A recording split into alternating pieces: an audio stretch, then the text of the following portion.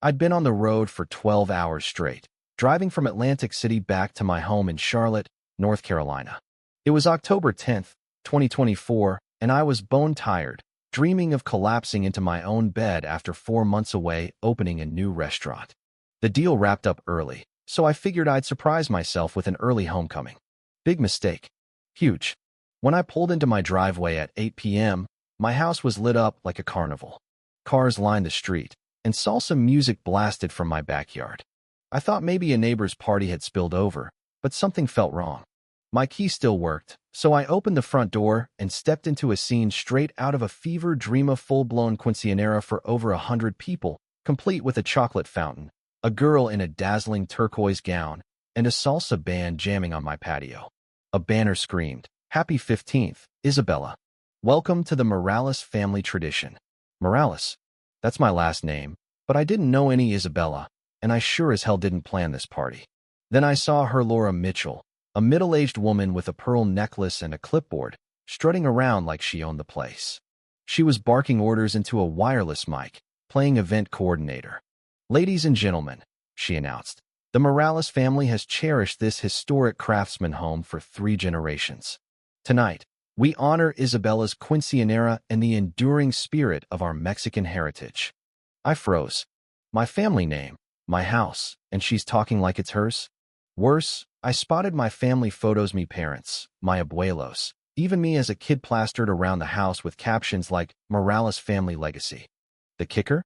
My dad's Bronze Star, earned in Iraq, sat in a glass case labeled Morales Military Pride. My dad died serving, and this woman was using his medal as a party prop. I stormed up to her. "What the hell is this?" Her smile didn't waver. "This is a private family event. Are you with catering? Kitchen's out back." I snapped, "This is my house. That's my dad's Bronze Star." Her face shifted to pure condescension. "Sir, I know some folks get attached to properties they've worked on, but this is documented Morales heritage. Maybe you've mixed up your stories." I was livid. "I'm Daniel Morales, and this is my house." The music screeched to a halt. 100 guests stared. Isabella's dad marched over. "We paid $12,000 for an authentic Morales venue. Where have you been?" "Atlantic City, working," I shouted.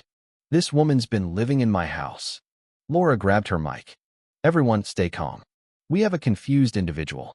Sometimes people from certain backgrounds form emotional attachments to places they've serviced. Security's handling this." She pulled out a folder business license for Morales Cultural Events LLC, glossy brochures promising authentic Mexican traditions, even event insurance. I flashed my driver's license, mortgage app, and photos from last Christmas in this house, but Laura doubled down. "This man's having an emotional episode. You know how some communities cling to material possessions." Then she dialed 911. "This is Laura Mitchell at 472 Pine Street. There's an aggressive Hispanic male claiming my venue. He's scaring guests." I called 911 too, yelling, "I'm Daniel Morales, and there's 100 strangers partying in my house." When Officer Sarah Bennett arrived, she found a chaotic quinceañera, a family who thought they'd rented a legit venue, and 2 people claiming the same property. My deed, mortgage, and utility bills checked out, but Laura's business documents looked real too. Sarah's hands were tied. How had Laura pulled this off? That night, in a dingy motel, I Googled my name and nearly dropped my phone. Laura had built an empire on my stolen identity. Her Morales Family Cultural Center had 4,000 followers, posting daily about my house as an ancestral estate. She'd hosted quinceañeras, $12,000 each, weddings, $20,000, baptisms, $6,000, and Morales family recipe cooking classes, $150 a head. Reviews raved about authentic experiences, but it was all Fakesht ordered food from a local taqueria and passed it off as family recipes. She'd even used my dad's military story to make guests cry. The math? Over $180,000 in 4 months, all from my name, my home, my heritage. Worse, Laura had convinced my neighbors I was dead. Mrs. Carter said Laura showed them my death certificate killed in a Tijuana bus crash. The Thompsons claimed cartels targeted my restaurants, forcing me to flee. The Wilsons said they'd attended my memorial, A beautiful day of the dead ceremony, Laura charged $50 a head for. She'd spun tales of my childhood, my abuelita's recipes, my dad's service all stolen from research or made up. She even charged neighbors $150 monthly for Morales family security against fake cartel threats. Total scam revenue, $210,000 plus $4,000 from selling blessed household items. But it wasn't just money. Laura had turned my Mexican heritage into a product, selling authentic experiences to people craving cultural clout, all built on lies and my dad's sacrifice. Online, I found her next move, an annual Morales family memorial set for the next night, charging $80 a head to honor deceased Daniel Morales. I decided to crash my own funeral.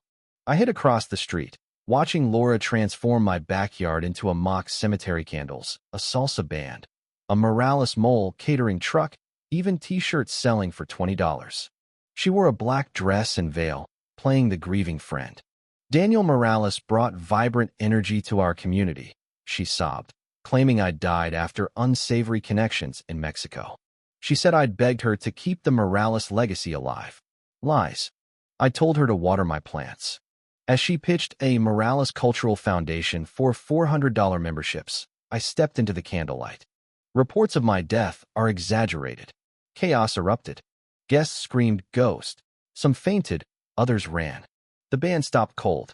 Laura shouted, "This is an impersonator. Daniel's in heaven." I countered with details only I'd know. My abuelita's mole recipe, cinnamon and ancho chiles. The scar on my knee from a skateboarding crash, my dad's nickname for me. Pequeño Rey. Neighbors gasped. "Mrs. Carter whispered, he's alive." I showed bank records, screenshots of Laura's fake posts, and her forged death certificate.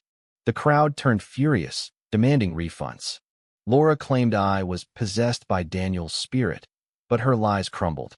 Then Officer Bennett uncovered Laura's next scam. 3 weddings booked for the same Saturday in my backyard, worth $60,000. A Mexican fiesta, $20,000, a steampunk extravaganza, $25,000, and a Southern Belle wedding, $15,000. Each had $4,000 deposits, but they couldn't all happen. Bennett and I agreed to let it play out. That Saturday, 3 catering trucks rolled up, fiesta flavors, steampunk sweets, and Dixie barbecue. Decoration crews clashed pinatas versus brass gears versus magnolia arches. Bands arrived, salsa, industrial rock, bluegrass. By 2 p.m., 3 wedding parties hit my gate. The Mexican bride in white lace, the steampunk bride in a corset, the Southern bride in a hoop skirt, all stunned. Guests mingled in confusion as music clashed. Laura, out on bail, tried to spin it. Steampunk is Dia de Muertos chic. Brides fought. Mothers-in-law screamed. A ring bearer cried. I stepped in. I'm Daniel Morales, the real homeowner. Laura stole my identity. I showed my deed to 450 guests. They surrounded Laura, demanding their $60,000 back. She claimed I was jealous of her cultural vision. The steampunk groom called her a fraud. The Southern bride threw a bouquet at her. Bennett arrested her again. At her arraignment, Laura flipped the script, suing me for $400,000, claiming I stole her Morales identity. A news van and protesters chanting "Free Laura" greeted me at the courthouse. They called me a corporate thief, stealing her cultural empire. Her lawsuit argued she'd built the Morales brand for 6 months, and I was a recent imposter. My lawyer, stunned, said, "She's suing you for being you." In court, Laura told Judge Alvarez, "Identity isn't genetics, it's cultural mastery. I've studied Mexican heritage more than Daniel." The judge, also Hispanic, deadpanned, "Ma'am, you're not Hispanic." My evidence buried her. My 34-year-old birth certificate, school records, restaurant licenses, family photos, DNA test proving my heritage, and Dad's military records. Laura's? A 6-month-old fake license, self-written reviews, and copied recipes. She claimed, "DNA is discriminatory. I'm the true Morales through cultural effort." Judge Alvarez wasn't having it. Her audio from my memorial, "Daniel died in Mexico," sealed her fate. She called it a symbolic death. The judge awarded me $320,000, $210,000 for scam revenue, $60,000 for wedding fraud, $50,000 for emotional distress. But Laura wasn't done. That night, her sister Karen threw a Laura's Liberation rally at my house, 60 cars, a DJ, a free Laura Morales t-shirt stand. Karen claimed Laura was a cultural prisoner. I showed my deed. She called it photoshopped. The crowd booed me until I called my family. Tio Javier arrived, speaking rapid Spanish. Tia Maria brought photo albums. Cousin Luis showed our family tree. Tia Maria laughed. ¿Quién es esta loca blanca? Who's this crazy white lady? The crowd wavered. Karen put Laura on speakerphone from jail. Don't let corporate Daniel ruin our heritage. I grabbed the phone. Laura, you're not Morales. You held my funeral.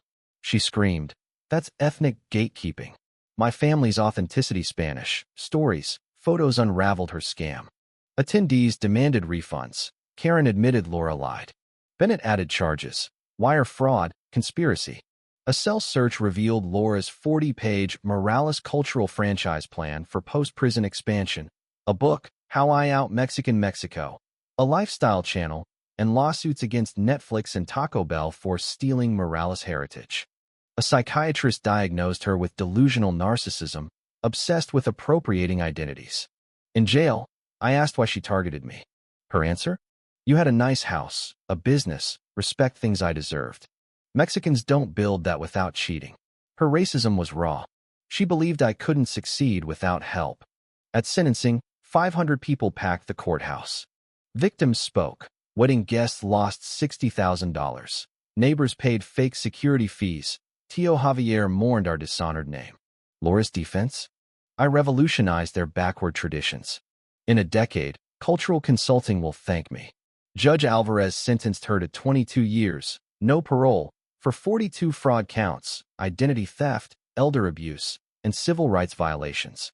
Damages hit $360,000. 3 years later, Charlotte's thriving. We host a still-kicking festival, drawing 1,200 people with real salsa bands. Tio Javier's HOA president, Tia Maria teaches Spanish to kids. My restaurants exploded, with menu items like the Laura's Lies burrito and ghost guac. The $360,000 funded the Morales Foundation for identity theft victims, cultural education, and veteran support. Laura? She's in prison, trying to start a Morales inmate rights group, claiming the food appropriates her heritage. Her letters to me, intercepted, vow to sue again in 19. System, 19 years, saying she's now Cherokee and demands tribal casino shares. Nobody can steal who you are, no matter how hard they try. Sometimes, the worst scams build something better. So what's your take? Should cultural identity be tied to heritage, or can anyone claim it with enough study? Is Laura a delusional crook or a misunderstood visionary? Could you forgive someone who held your fake funeral? Drop your city in the comments. Hit like if this made your blood boil, and subscribe our next stories even wilder.